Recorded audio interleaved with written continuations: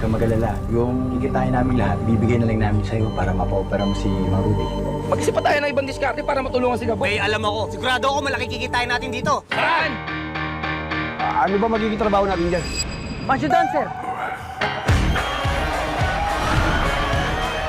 Pakitaan ko na yung mga boys para makapili na lahat. Tama yan? Akong bahala. Ayan, ganyan tayo. Ano yan? Tawag tulungan si Gabo. Tayo na nga naman nasakit eh. Tayo pa yung masama. Bakit hindi ko matulong nyo? Kahit hindi nyo ako tulungan, kaya ko sarili ko! Bakit kasi hindi nyo na lang intindihin yung tao?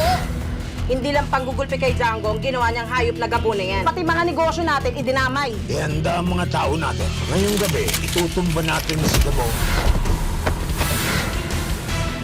Sino kayo? Ano kailangan sa akin?